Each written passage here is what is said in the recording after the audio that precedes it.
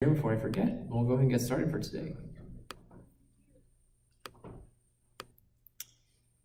All right, so we're actually getting close to the end here. I think the last day of class is 3 weeks from today, so 3 weeks left. We'll be there. We've come a long way. Remember, we started way back in January when it was dark outside this time of day, so that was a long time ago. It feels like a very long time ago. We're in the home stretch now. And we're going to start diving back into spring this week. We kind of took a little detour the last 2 weeks and played around in the world of Java object-oriented programming. Actually, we're going to use those skills today as well. Those are going to come up a lot today. But we're going to tie it back into the world of spring. So that's what we're going to be spending, I think, most of our time on from now until the end of class. So the next 3 weeks basically will be focused around spring, building more spring MVC objects. So today we're gonna bring the model back in. We actually, we went through MVC applications with Flask and Python. We're doing the same thing with Spring. And so some of this is review, some of it's not, but some of it is. What's the role of the model in the MVC framework? What does the model do? Data. Model is the data. That's your information, right? In Flask, and actually in Spring as well, we'll see this eventually. Not quite yet, not quite today, but soon. It was tied to a database, right? Our model was directly tied up to a database. That's coming. I promise you, we're going to see that come back sooner or later. But for now, we're going to use objects. So the last 2 weeks that we spent doing Java object-oriented programming, that's what our models are going to be, at least for the time being. So let's talk about, now that we have this idea of models, now that we have objects, we're using Java objects as our models. How do we uniquely identify them? And maybe more importantly, why? Why do we need to do this? Why do we need to have a way of uniquely identifying the objects, the models that we're using? What was the example in the video that we saw? Two things is true. Two things with the same name. So the name by itself was not enough to uniquely identify these objects. So we had to come up with some scheme in our code to make that unique identifier. If we were using a database, what would we be using? Primary key, right? We don't have a database yet, but we can still do this. This is still something that we can do. What did this look like in code? There was one particular piece that helped us with this, solve this particular problem of uniquely identifying objects. What do we have to create to help us out? IDs, but let's be a bit more specific. How do we create those IDs? What coding constructs were we using? Static variable. We had a static variable, right? So static's one of those words that is sort of drifted in and out. We've seen it pop up from time to time.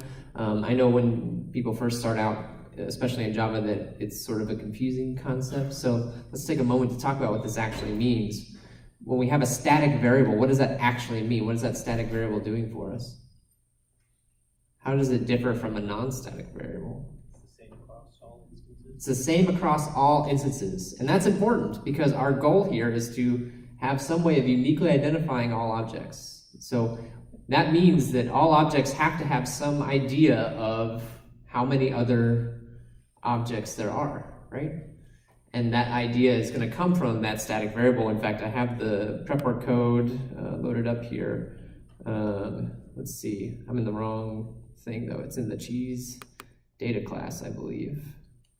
Or cheese class, I'm sorry. My fault. Here it is.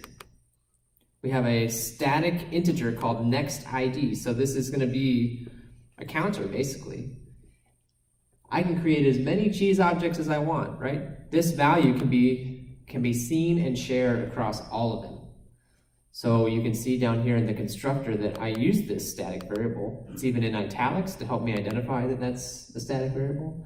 And so we're using the static variable to help us make sure that we always assign a unique number to every single object that gets, every single cheese object that gets created. This is going to help us out down the line when we do have a database, right? Because now these IDs are really sort of mimicking primary keys that we're going to see in our tables.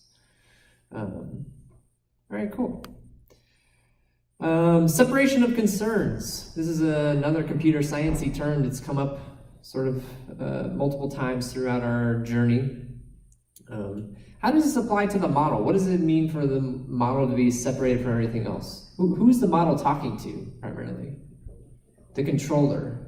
So let's think about what that means. What's the other piece? We have the model that's talking to the controller, and the controller then is going to talk to the view. And so that really means that the model and the view have no idea that each other exist, necessarily. They have no reason to communicate, right?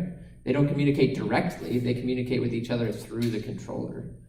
That's a very important concept. Think about what that means. There's actually some isolation between the model and the view. I can change my view without it directly affecting my model. And the opposite is also true. I can change my model without it directly affecting the view because they are isolated from each other. Is it going to affect the controller? Yeah, probably, because the controller is sort of the middleman in this scenario, sending information back and forth, right? But each of those pieces is separated. They're focused on their own roles, and that is important within the world of programming to be able to keep those things isolated, keep those things separated out.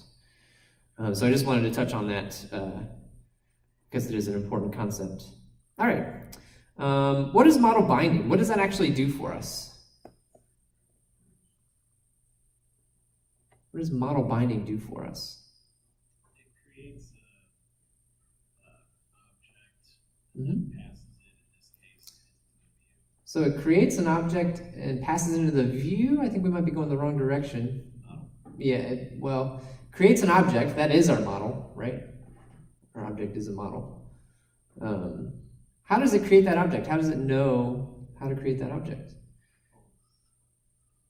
Pulls stuff from the view. It pulls information from the view. So I'm binding the fields from my, in the prep work it was a form, right?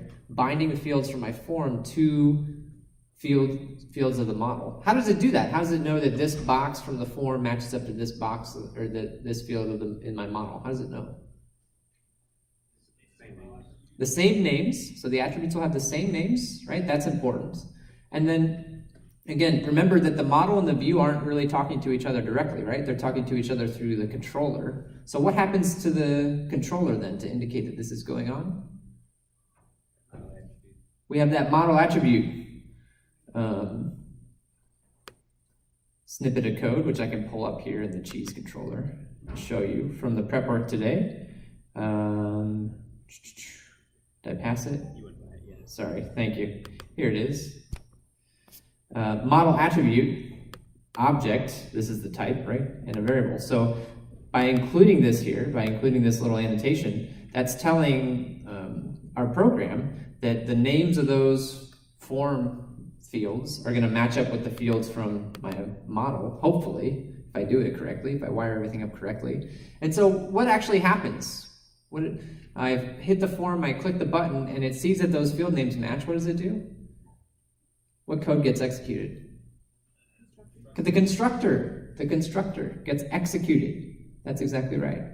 So it's going to call the constructor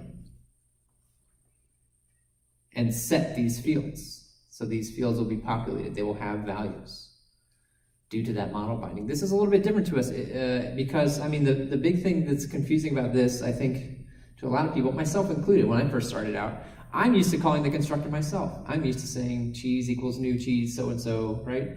Constructing my own objects. And now I'm not doing that. I'm not doing that anymore. Model binding creates objects for us. It removes that responsibility from me. The program's going to handle it on my behalf now, right? So that might be a little bit confusing. It might seem like there's some magic happening, which there kind of is, right? There's some stuff happening behind a curtain that we don't necessarily see the whole time. But that's also less stuff that we have to worry about as well. That's, no longer our responsibility. We can spend our time and energy focusing on something else. Are there any questions about that concept? It is a very important one. Model binding saves. It's a huge time saver. It's very convenient. Going to be leveraging a lot. Yeah. Is model binding a process of Java, Spring, or time? That's a good question. So who's doing it? Who's in charge? If I pull the curtain back, who's the man that I'm going to see back there? Pulling the levers. Java, time leaf, Spring? Spring? I hear Spring, I hear Timeleaf. I think it's Spring, actually, that's doing that for us. I think it's Spring. And the reason that I say that is that, you know, Timeleaf is just purely based around the views, right? It has no control over the controllers at all or the models at all. It's just purely the pages, the views. Timeleaf is part of that process because I do have to have the name set up appropriately in my views. So Timeleaf is at least partially involved with that.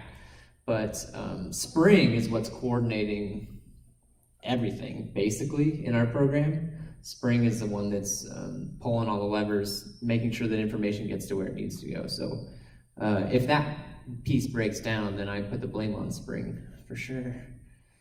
Another reason that I say that is actually you can swap Timeleaf out and use something else if you want to manage your views instead, and model binding still works. But if you take Spring away, it doesn't. So I think Spring is really who's in charge of that. It's a great question, though. And I like that you're asking those kinds of questions, not just taking it for granted that this is what's going to happen, but trying to realize who's responsible for it. And where do I look when things don't work anymore? Where do I look when things go wrong? Yeah.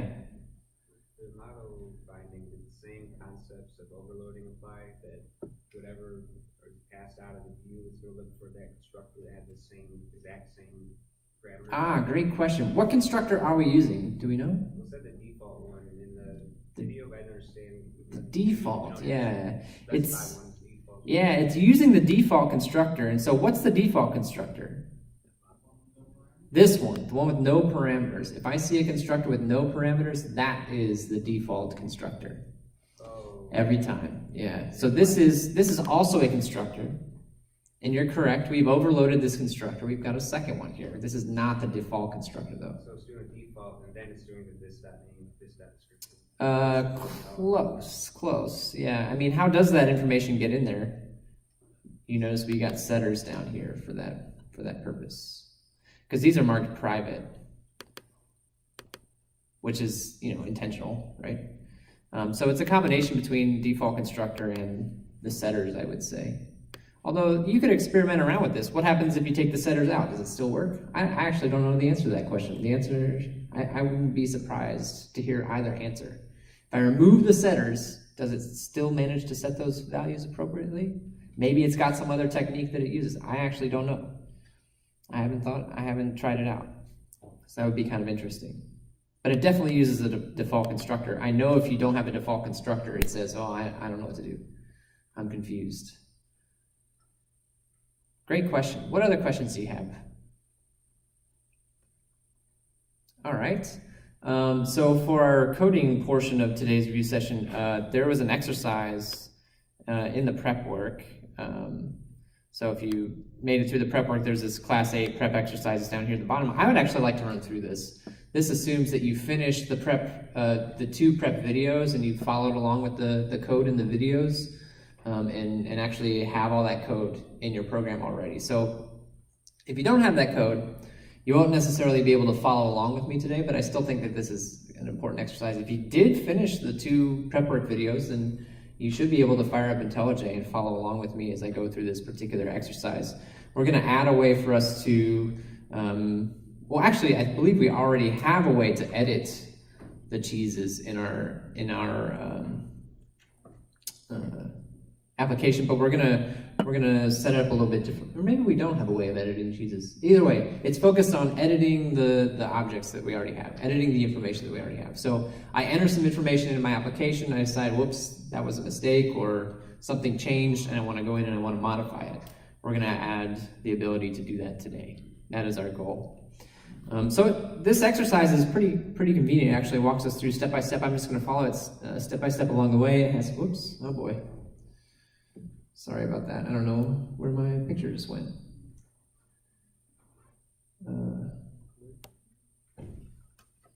Let me wiggle the cables and see if I can get it back.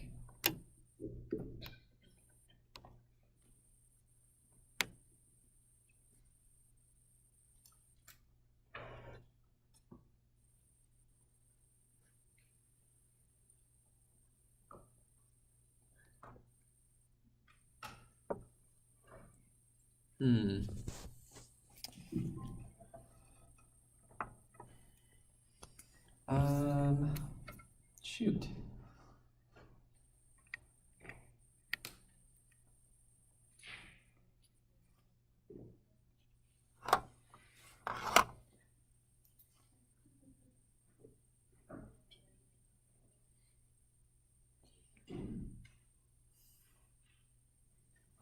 Oh, there it is. Cool.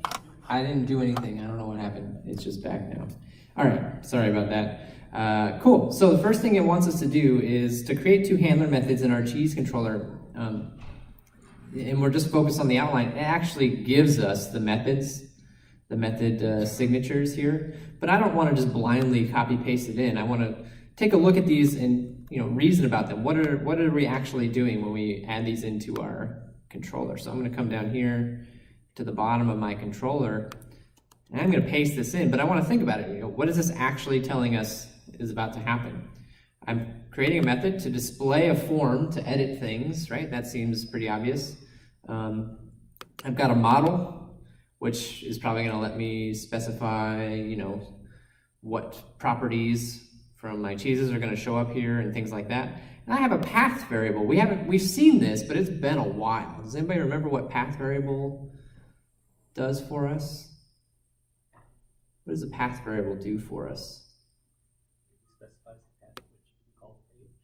Specifies the path at which you can call the page. Not quite. It does have to do with the address that you would see. Yeah. It makes it so you can take in something and put it in the URL or whatever, sort of send it to a certain page. So in this example, you have edit/cheese ID, and it would send it to, if you were looking at the third cheese ID or whatever, it would send it to. Yeah, exactly. So what it does is it allows us to use part of the URL as a variable into our controller. So in other words, in fact, we're missing a little piece here. Maybe we should do the request mapping, because we know we're going to need the request mapping anyway, right? The value is going to be edit. Oops.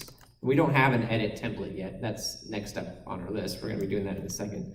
But actually, it's not just edit. It's edit slash, and then what do they call it? Cheese ID?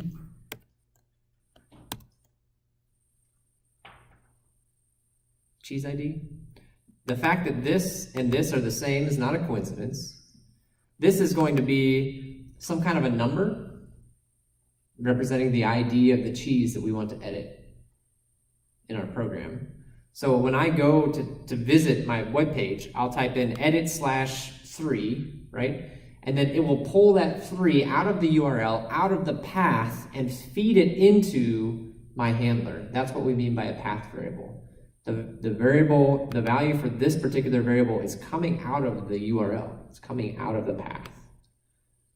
It's a little bit mad at me because I probably just need to import that. So let's do that. Can you use multiple path variables? Sure, I believe so. I believe so.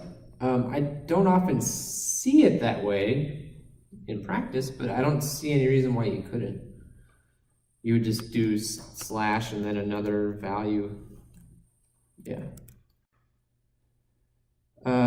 Okay, so that was the first step, well, half of the first step, and then we also wanted to do the process edit form, so I'll go ahead and grab this guy and put this in next. And so this is going to be where we end up, and I need a request mapping for this as well. So value equals edit. Now, do we need the path variable again? If we take a look at what they're providing to us, right? It doesn't look like we have a path variable. I certainly don't see that annotation pop up anymore. So I don't think that's necessary, but we do need to indicate that this is going to be a post request. So method equals, what is it? Request method dot post. Yeah, okay.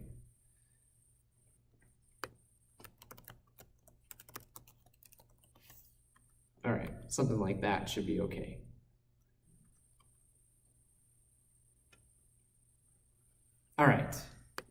So we finished step number 1. It's broken. You can see IntelliJ was mad at me. That's because we didn't make those things do anything yet, because we haven't gotten there. But we're just going to keep moving on to the next step. We'll come back to that a little bit later.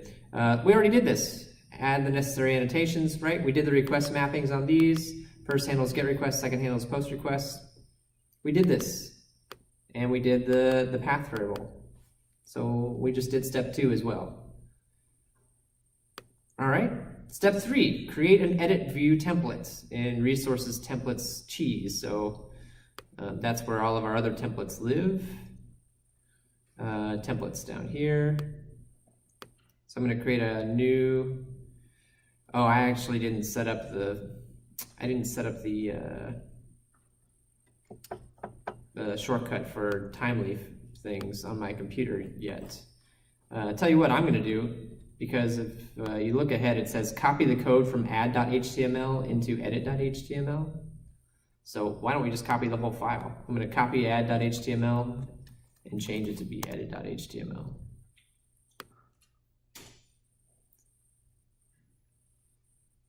So I created an edit template. It's exactly the same as my add template. Exactly the same.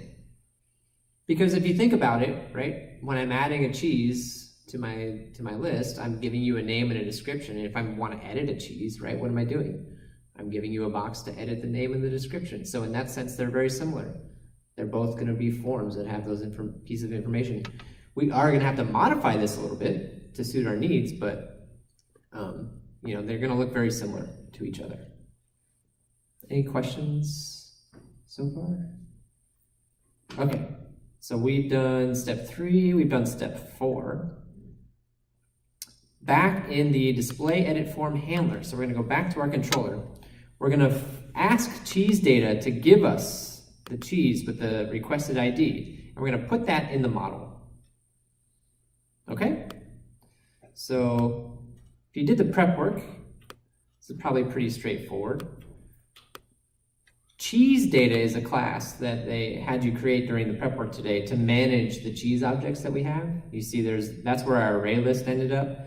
And then down here, you can see we have a method getById that we can plug an ID number into that will find the object that we want and return it to us. So we just need to use this method. Notice what kind of method this is. This is a static method. How do we call static methods? Do I need an instance of the class? No. For static methods, I do not. I don't have to create an instance. Right? You'll notice that this class actually does not even have a constructor. Did you notice that through the prep work? This class doesn't have a constructor. It doesn't need one. Everything in this class is static. Everything in this class is static. So how do I call static methods? What do I want to do if I want to call that getById method? How do I do that? Name of the class, cheesedata.getById, cheese ID. And again, remember that cheese ID is our path variable. So this is going to be in the URL. It's going to grab that number out of the URL and pass it into our controller. We're going to use that to look up piece of cheese from our cheese data class. And then I think, what did it say? It wanted us to put it in the model. All right. So we're going to pass this in. What's it called in the template? I don't remember. Is it just called cheese, probably? If you look, you can see. Description. Actually, it's not called anything yet. I think that's something that we're going to have to fix. So we get to make it up, right? We get to make it up a little bit. So we'll just call it cheese. It's fine. Whoops, wrong file. Sorry about that. So model.add attribute cheese. Oh, so what did I screw up? I mean, it's not a huge problem, but I need a variable. I say getById, so go find this cheese object, and then I never store it anywhere, so store it in a variable and then pass that into my model.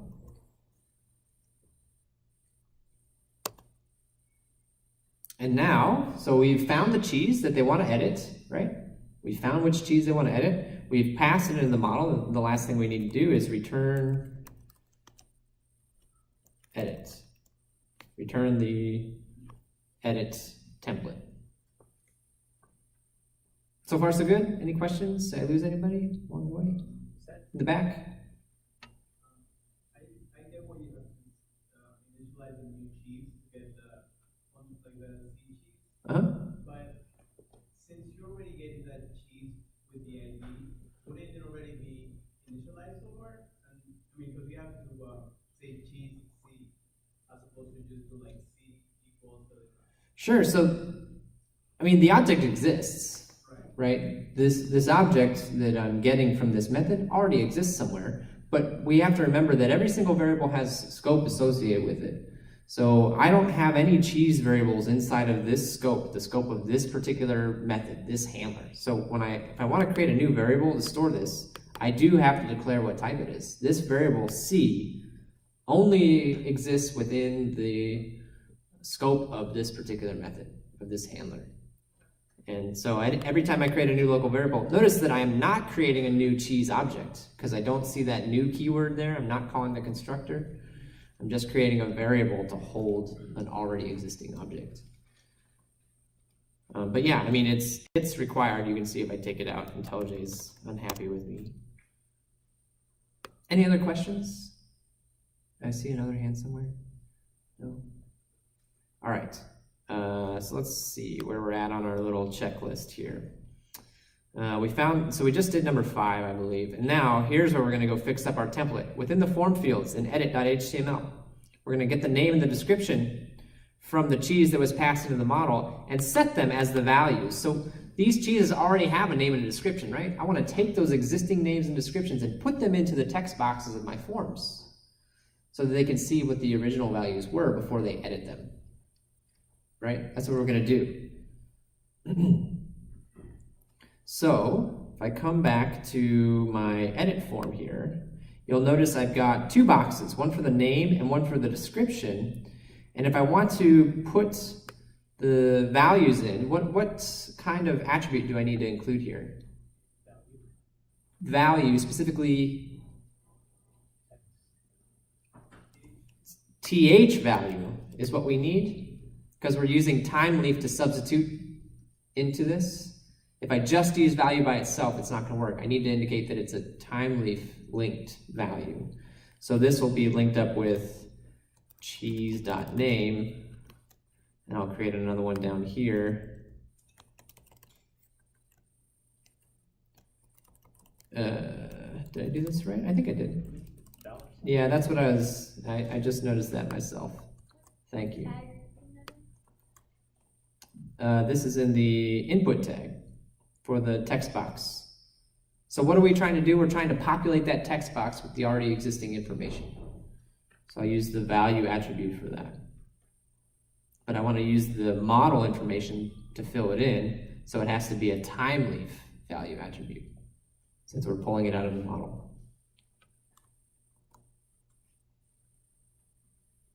Any other questions?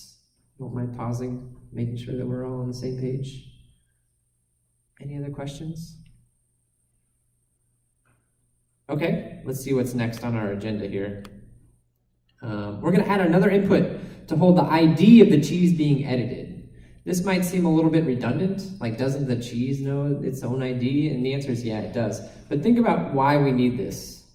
Or actually, maybe I can ask you all, why do we need another input to hold the ID of the cheese that's being edited? Why do I need that? Yeah. We need to tell the other handler, the post handler, what the ID is.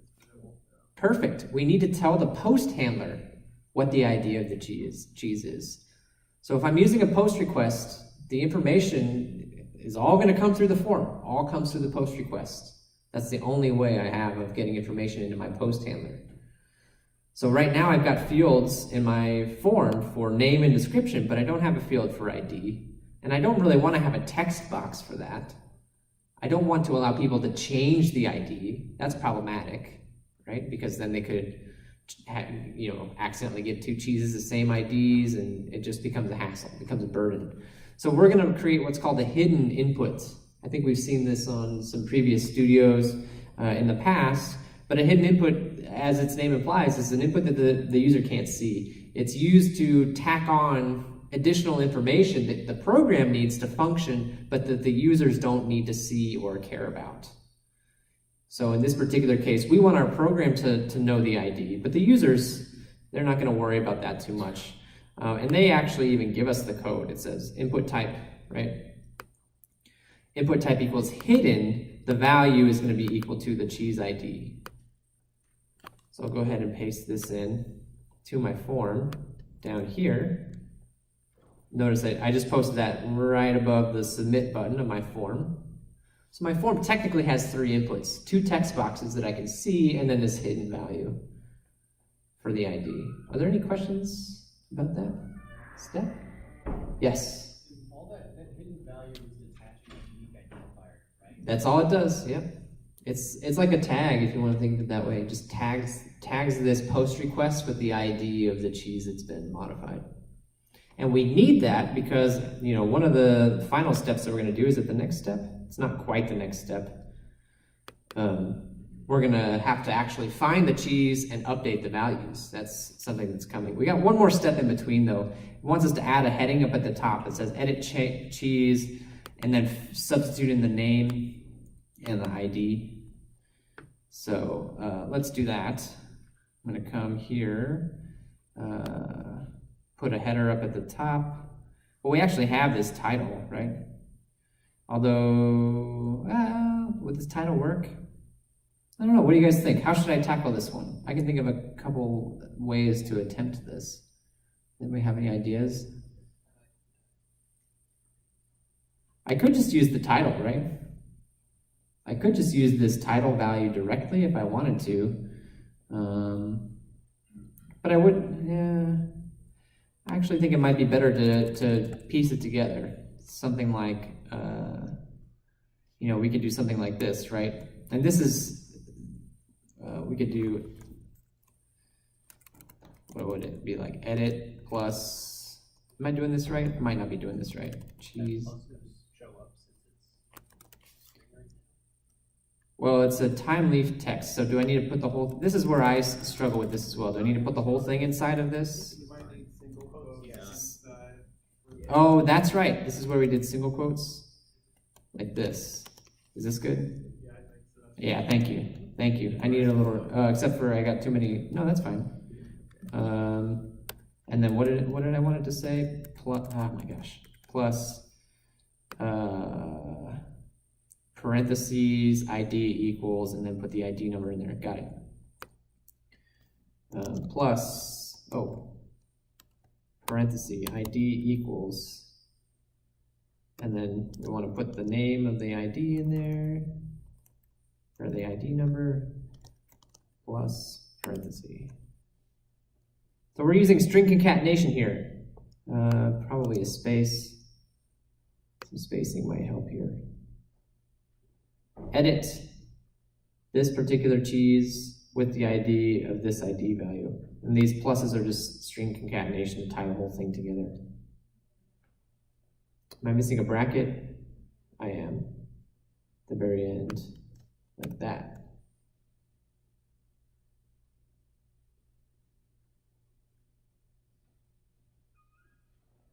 All right. Are we okay with this? Any questions?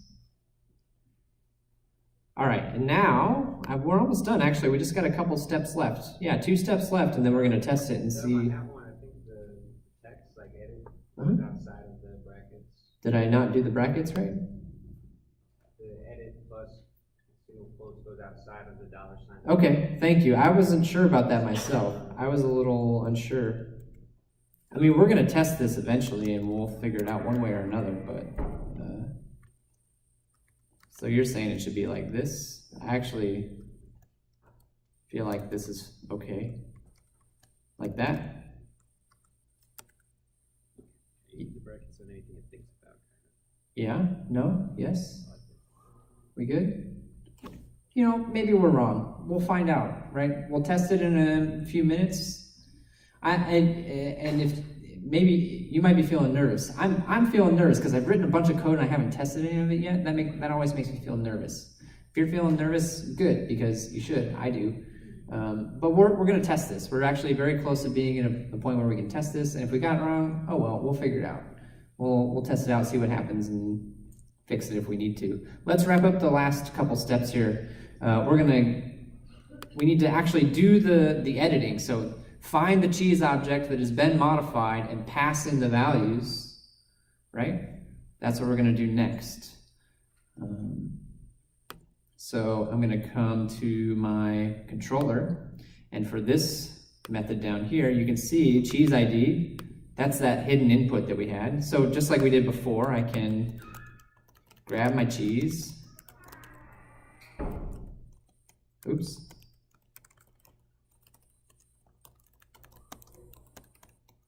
How am I going to get the information from the form into this cheese object, the name and the description here? What am I going to use? Setters. C.set name. What would it be? Cheese? Oh, it's just called name. Actually, I should be careful, right? Is that what it's called? Yeah, that's what it's called in the form. C.set description. And then where does it want us to go? It probably just wants us to go to the home page. Just wants to redirect us to the home page. So something like this should do the trick.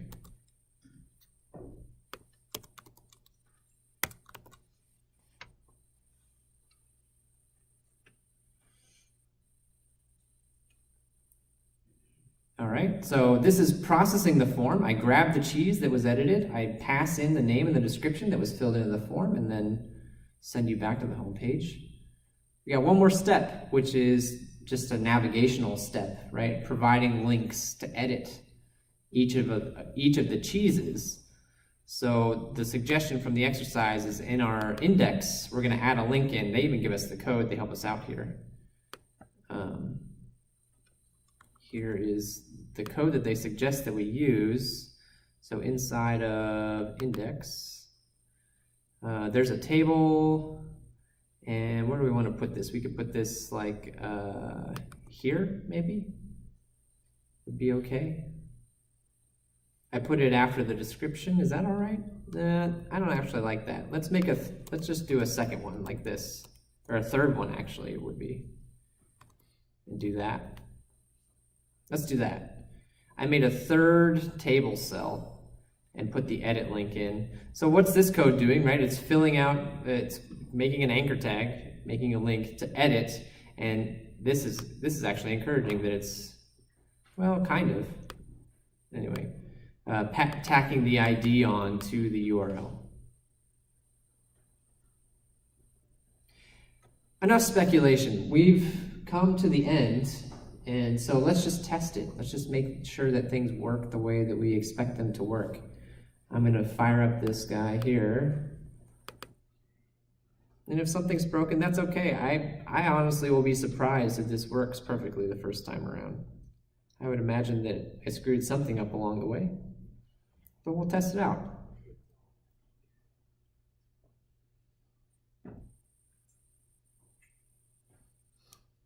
Is it running? Still thinking about it? Okay, I think we're good. Localhost. Oops, that's for flick list. We're not doing flick list anymore. I miss flick list. No cheeses. So first thing we need to do is add some, right? So we'll add some stuff on there. For cake.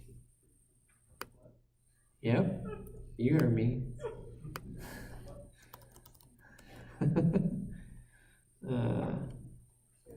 For hot dogs. Okay, whatever. You do see that the edit links show up, so that's a good sign, right? It doesn't look completely terrible. It looks fine. So I do have the edit link over here. So let's say I screwed this up. I didn't, but let's just say I did. If I click the edit link, all right, cool, we have a problem. That's all right.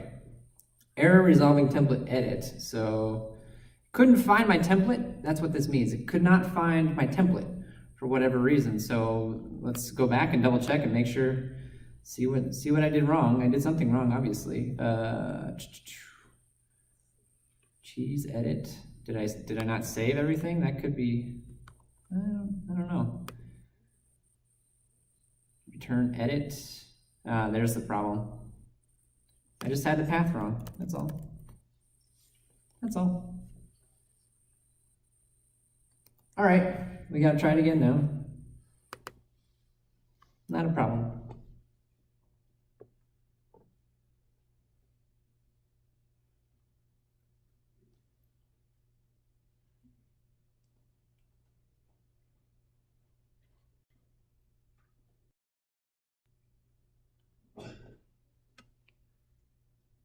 Actually, that one's okay, I think. All right, we're gonna go back and refresh our guy. We gotta add some cheese again to make sure this works. I don't know, per fish. Now let's click our edit link. Oh shoot. Well, so we got a different problem this time. That's actually progress. That's actually okay. I'm all right with that. There's an unexpected error, exception evaluating expression, cheese ID, and this happened at line 5 of my edit template. So I'm betting that's the title that we tried to rig up, would be my guess. Indeed it is. So what the heck? It didn't like the ID. So let's double check. Maybe, is this called the ID? Is it called something else? I don't know. It's called cheese ID. It's not called ID, it's called cheese ID. So I just had the wrong name. These things happen. Fortunately, since this is just a template, I shouldn't have to restart my thing this time. So I should just be able to go back here and hit refresh, and it worked. It worked. Notice, hey, I got the name, that's good. I got the ID number, it is in fact 1. Take a look at the URL, there's the one that's up there, right? That's the ID number of the cheese that I want to edit. And you can see that it also populated these with the existing values from the object, just like we wanted it to. Took the values from the existing cheese object and passed them into the form, filled in these boxes. So now I can change this to something more reasonable. Whoops, all right, so something's wrong. What happened? I hit the button and it didn't do what I wanted it to? Why not? Where did I screw up this time? Where do I fix this problem? Change where that submit button is. Yeah, did I change where this button's going? Did I change where this form's going? Let's take a look. I probably didn't.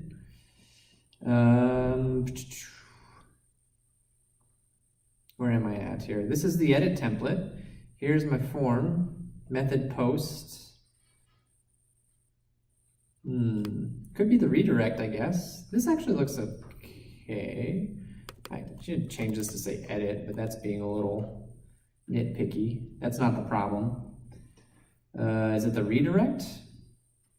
Form action or something like that. Yeah, there is no action listed here, so that could be the problem. I could say action equals edit, right? Oops. Or would it be cheese / edit? Probably. Because it's trying to go to the path with the ID still. Yeah, it's trying to go to the path with the ID in it. You're absolutely right. So if you don't put an action in, where does it send you? It sends you to the same page. But the same page has the ID number on the end. And so that's a little bit confusing. When I come to this URL with the ID number on the end, it thinks that I'm trying to edit the cheese, right? So actually, if I refresh this guy, let me just start over again. I only edited the template, so I shouldn't have to do this. All right, fine. All right, cool. So we got a different error this time. Not found. 404 not found. Oh, look at my path. Whoops. Look at my path. Oops. Any ideas? So my path says cheese edit, cheese edit. It's on there twice. Any ideas? Need like a slash before the. I think that'll do it, actually. I think I just needed a slash here. That one slash, what does that do when I see a slash out front? Let's see that. Look at the main directory. Start from, we call that the root, and then work your way on. If I leave that slash off, it says take this information, just tack it onto where you currently are, which is what we saw. Cheese edit, cheese edit. I think this might do it. Let's see. Let's try one more time. We're gonna come here. All right. Yep. Oh wait, I need to refresh the page, I think. Let me see. All right. Maybe. Hey, oh, there it is. Got it. Cool. So, I think that's a great exercise. I actually really like it because it kind of walks you through the whole process of how to add a new feature, add a new page to our little application. This is also pretty similar to what's going on in the studio. Does anybody have any questions? Anybody confused about what we did? Any step along the way, I'd be happy to go back. Yeah. Actually, a simple question real quick. When you got the values that you have up there to appear in the field when you were going in to edit it, was that just the TH value? Yeah, that's exactly right. It was the this guy here, the value. By adding this on, that's how we populated those boxes. Yes. So when do you use th text? So if I'm using th text, that implies I want to change the text property of, or the text attribute of a particular tag. Which tags use the text attribute? I'm sure there are some. So like paragraph tags? Oh, I'm sorry, th text. All right, so th text is used up here, and th text is used when you want to replace what comes in between the beginning tag and the ending tag. That's what th text is used for. The information that comes in between the open tag and the close tag. This is not changing the information that comes between the open tag and the closed tag. It's actually setting the value inside of the text box, which is, they're similar, right, but different. Yep. Great questions. Any other questions? All right. I think that's going to wrap it up for us for today. You do have a studio. It's kind of a long studio, so if you're interested in getting going on that, I would encourage you to start it sooner rather than later. It's going to take a chunk of time, but we'll plan on reviewing that studio at 8 o'clock like we usually do. And we have good coverage tonight, so if you have to demo your assignment, there are plenty of people around to help out with that. We got a lot of TAs here tonight, so be sure to flag us down. You do have an assignment due today, I believe, so make sure to demo that if you got it done.